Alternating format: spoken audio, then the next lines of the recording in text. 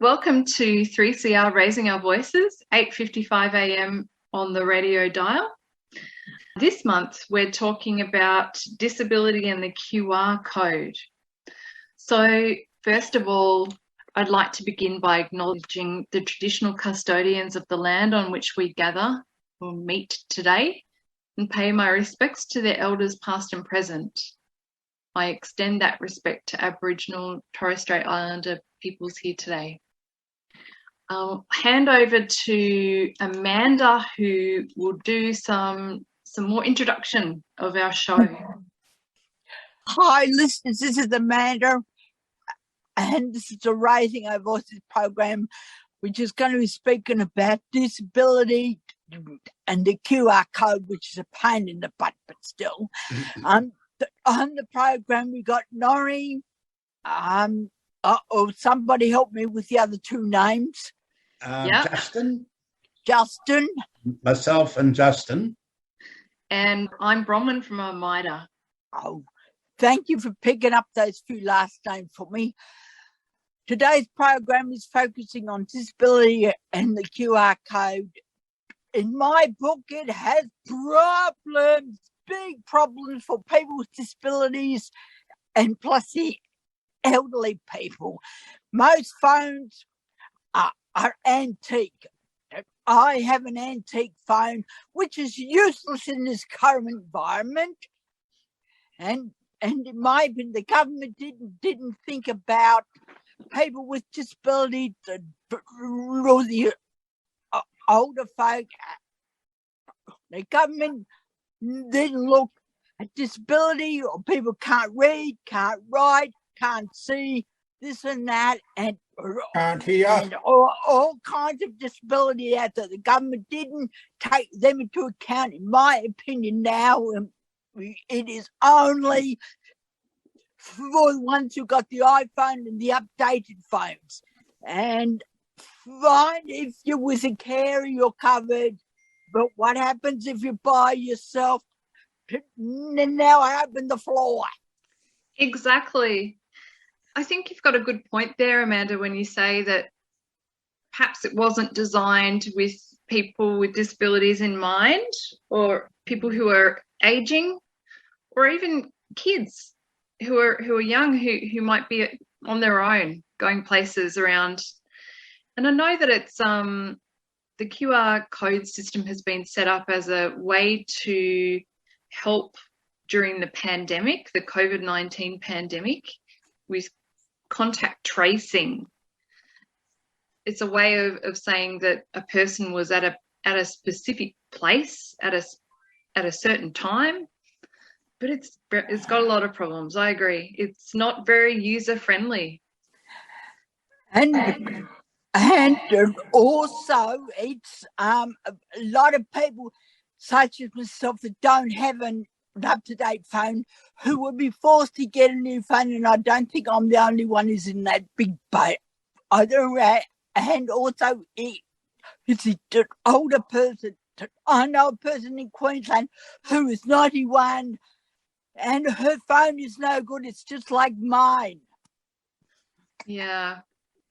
So I have noticed in some places where I've been, say, for example, the chemist down the road, I've had problems signing in with the QR code, and they have a book there that I can write down my name and my phone number and the time that I was there. So that's one way around it. But what about for people who can't write their name or who don't have a phone number? There's a person in my group, in Ball Over group, she can't write her name.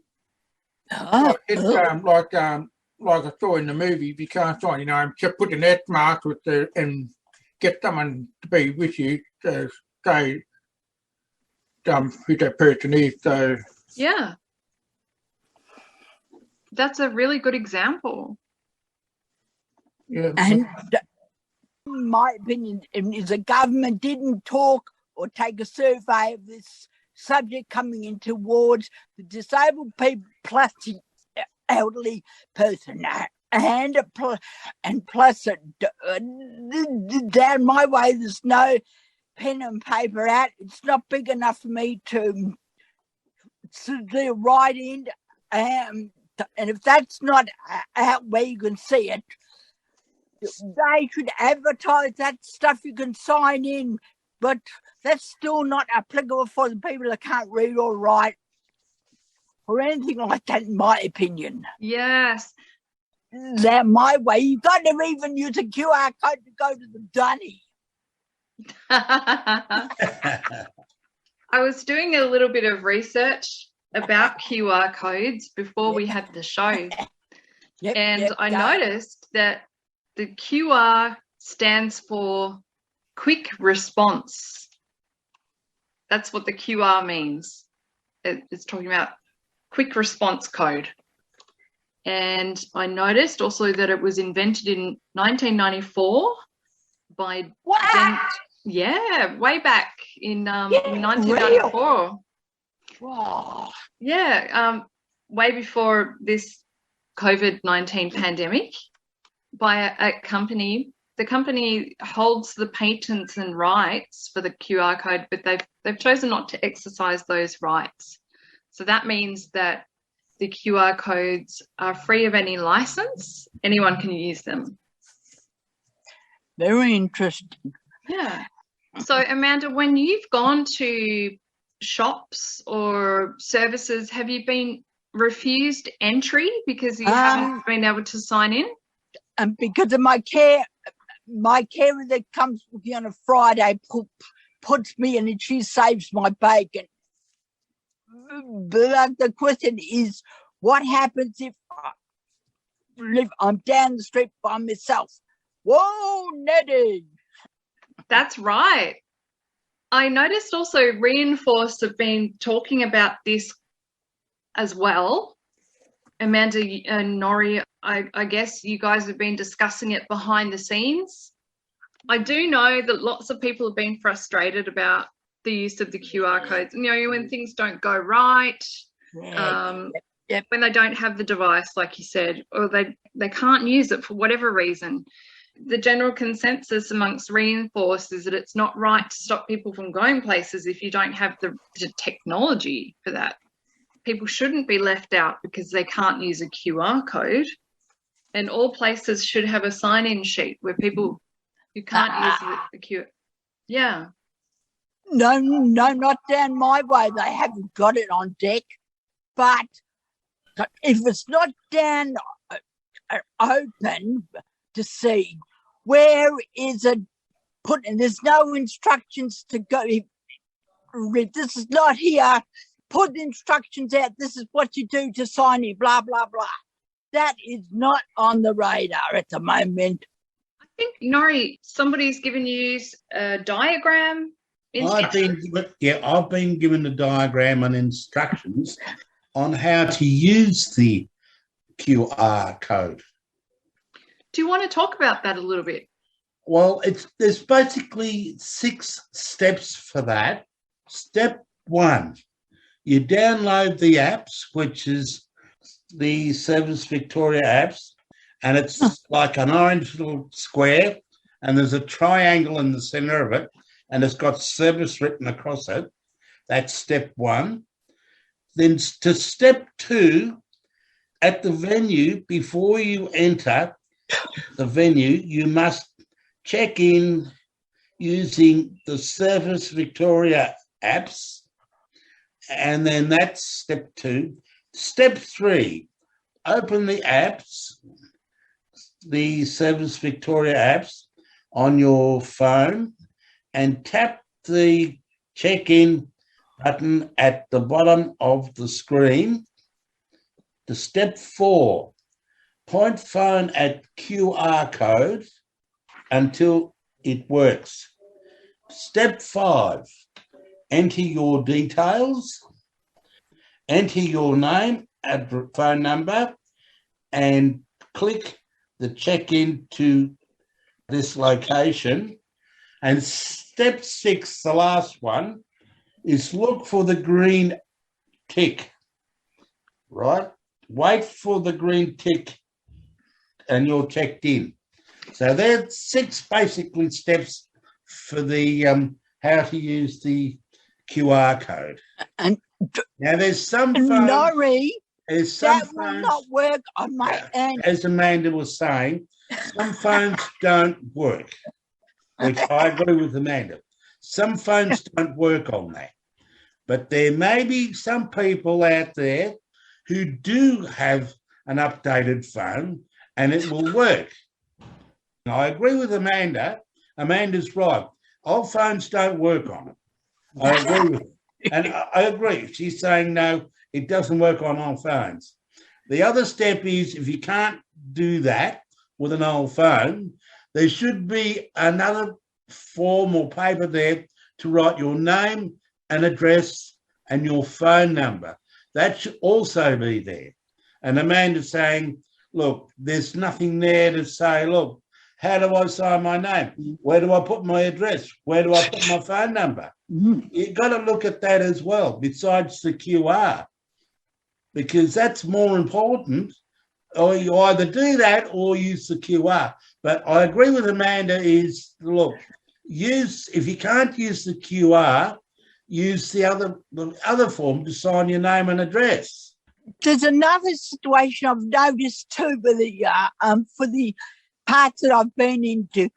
People do not sanitize their hands, and that's driving me nuts.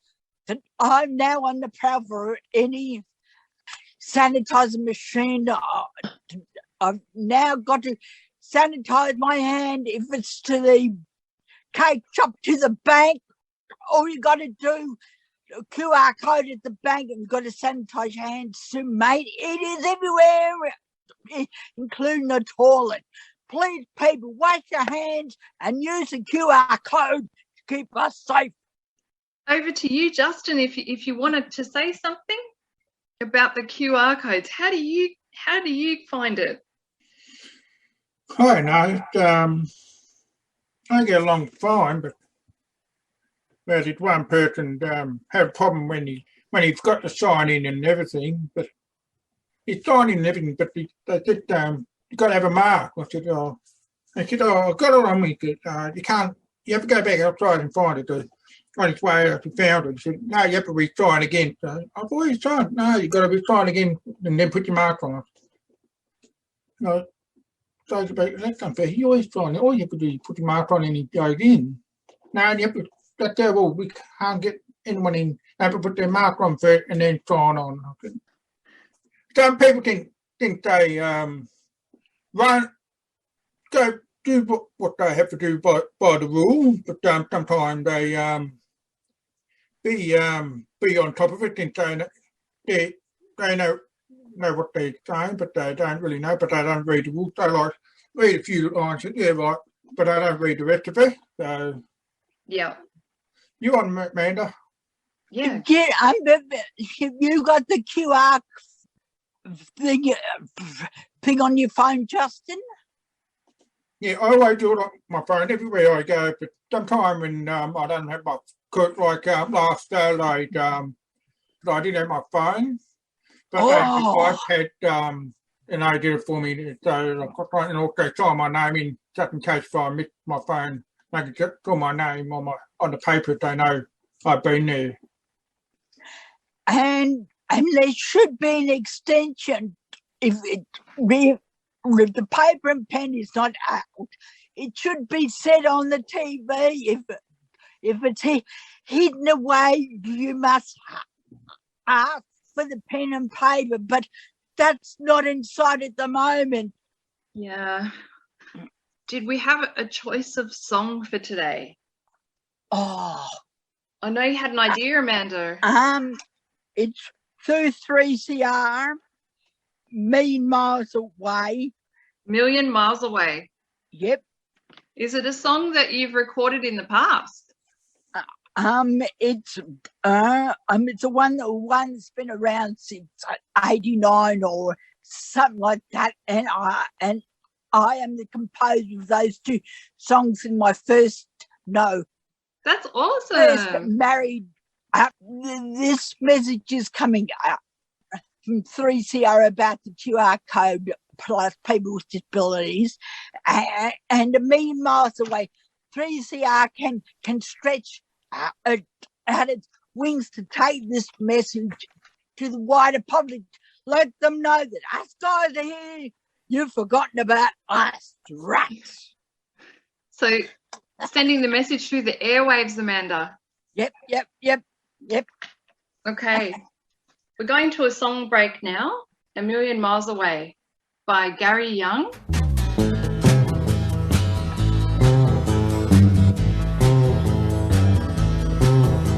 A river, a mountain to be crossed. The sun shines in mountains is sometimes lost. Around the south side, so cold that we cried. Were we ever colder on that day? A million miles away, and it seems from all eternity. Move forward was my friend's only cry. In deeper to some place where we can lie. Rest for the day with the cold in our way. Were we ever colder on that day? A million miles away, and it seems from all eternity.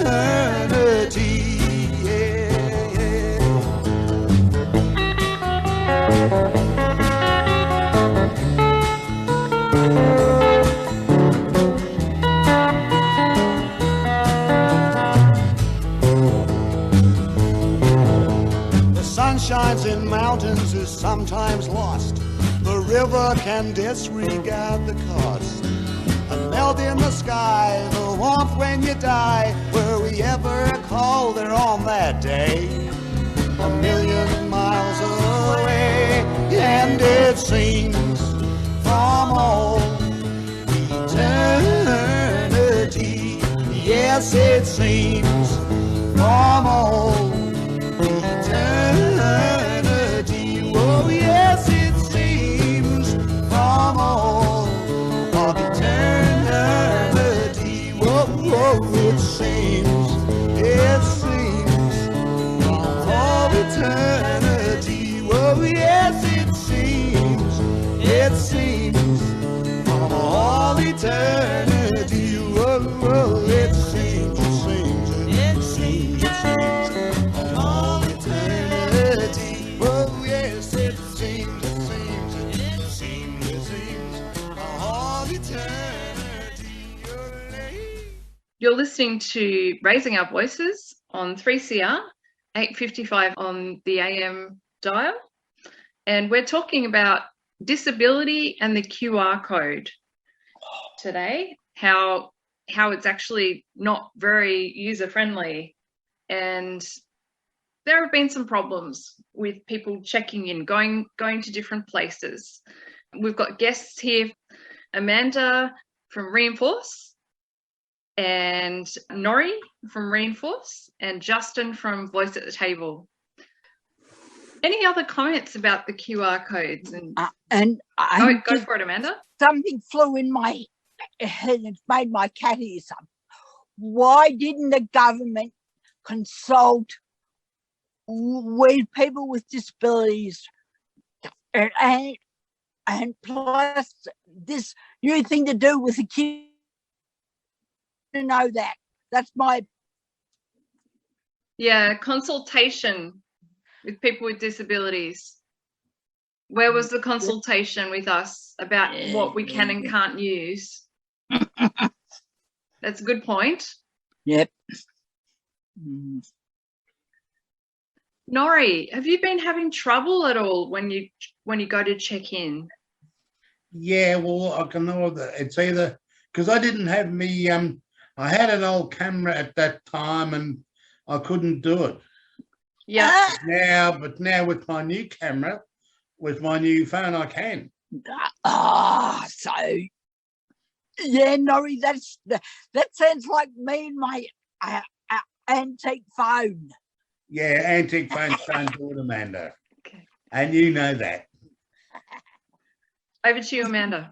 For the people who are having trouble with their antique phones, what happens if they're by themselves and they don't have their carer with them to support them with their QR code?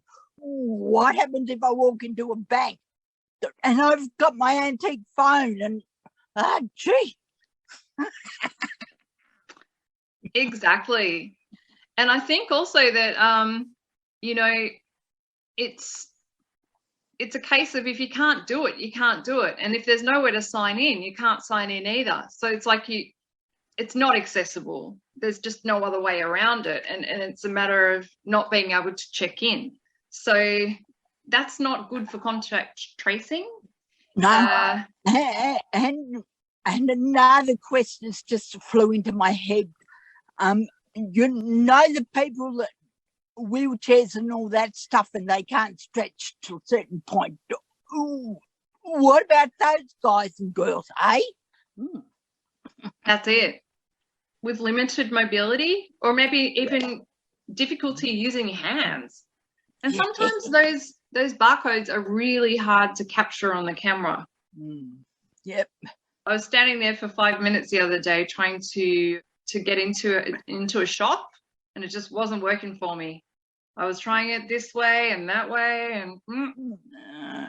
and it seems like to me there are people got the present phones and that are okay, but as you step down the big ladder, there's all these other people that don't have the up-to-date stuff what the other people have got today, and they're going to be forced to buy a new phone.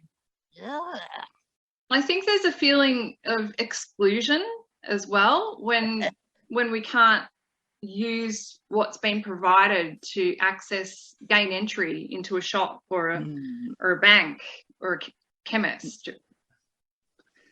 You know, there's a feeling of, well, why doesn't this suit me as well? And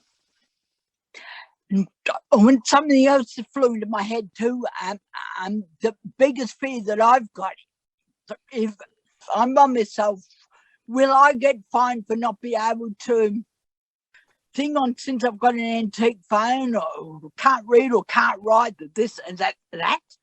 That's a very, very real concern. And I think there would be a strong argument for you that you don't have the equipment. It's not available to you. You cannot use the mechanism that's been given to check in. That's a strong argument. You don't have what it takes for the mechanism that they've asked us to use. And in my opinion, if the government did not do its whole circle, in my point of view, and it's left half the circle for the current people, that circle is not taking us into account to join up.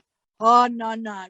No, that's in my opinion. The government just did not think about us guys, in my opinion. Yeah. Oh, and sometimes, Amanda, I do see the QR codes in some taxis too. What, taxis? Yeah, I've seen them in taxis. Oh, I have. Oh, no. In some taxis, they do. They're not very big, but they're small. That sends me out of the taxi. I can't see small stuff. Oh, crap, yuck. I can see you're not very happy with that. You just plumbed me out of the water. Have you ever noticed that, Bronwyn? I have, Norrie. Yes, I have. And I wonder if the taxi drivers have some way around that. I mean, I'm not sure. Yeah, I don't think so. No, I keep thinking that too. And now I know you got to clock on to go to the toilet, and now you got to clock in to go in the taxi ride. This world's gone bark and mad. This is unreal. Absolutely unreal. It's not getting any better, it's getting worse. Yeah, whenever I go in a taxi, I see the barcode and I'm doing it. I take the taxi driver, I've got to do the barcode and everything. And said, oh, don't worry about it. If you've got a taxi car, you don't have to worry about it. If you don't, you have to do it. That's what he told me. But the driver said that if you have a taxi card, you don't have to check in. yeah.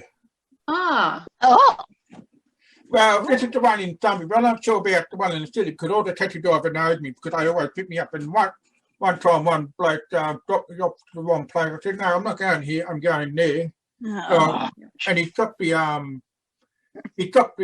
fare so I could be at the right place, and I still pay for there. So it's good. So Okay. I'm very don't take it the wrong way. I'm very popular in Thumbie anyway. Few people know me, some people don't. When they see me, say, "Oh, I know you. You're the one who the ball over." Or sometimes they say, "Got a joke for us?" And I would like